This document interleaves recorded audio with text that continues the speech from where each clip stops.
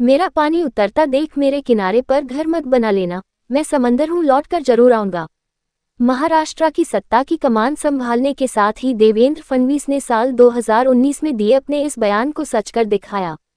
ABP news को खास बातचीत में महाराष्ट्र के नए मुख्यमंत्री देवेंद्र फडणवीस ने अपने विरोधियों को धन्यवाद किया और कहा कि अपने विरोधियों की वजह से ही उन्हें लड़ने का मनोबल मिला। देवेंद्र फडणवीस ने कहा, मैं उनका आभार व्यक्त करता हूं। उन्होंने मुझे, मेरे परिवार को और मेरी पार्टी को टारगेट किया, जो महाराष्ट्र को भी पसंद नहीं आया। आज उनमें से कई लोगों को शर्मिंदगी होती होगी कि उन्होंने मुझसे ऐसा व्यवहार किया।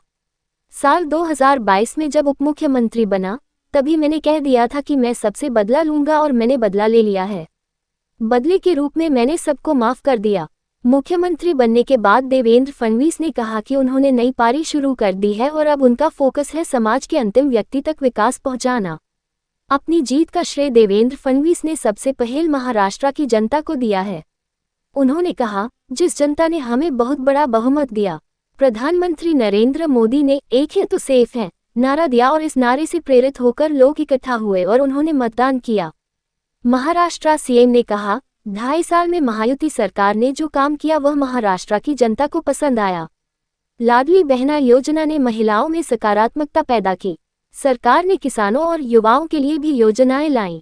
बच्चियों के लिए मुफ्त शिक्षा की योजना लाई गई, जिसका फायदा महायुति को मिला। इससे महाराष्ट्र में महायुति के प्रति प्रो इनकम्बेंसी बनी।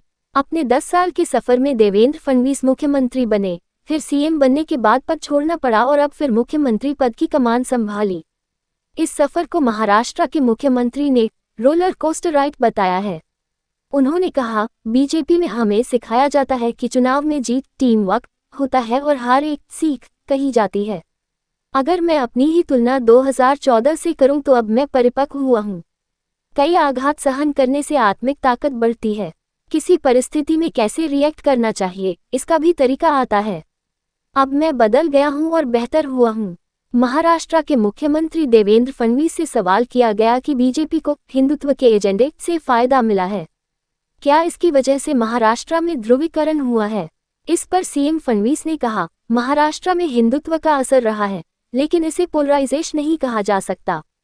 ये काउंटर पोलराइजेशन है। एमवीए और सज्जाद नोमानी का जिक्र करते हुए देवेंद्र फडणवीस ने कहा, जिस प्रकार से एमवीए ने सज्जाद नोमानी जैसे लोगों के साथ डील की और इस प्रकार की बातें माई कि यहाँ जो दंगे हुए उनके मुस्लिम आरोपियों को छोड़ दिया जाएगा।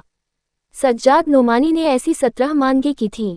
जब एमवीए ने इन मांगों को माना और लोकसभा में जिस प्रकार की वोटिंग हुई, महाराष्ट्र की जनता को ये बात समझ आ गई।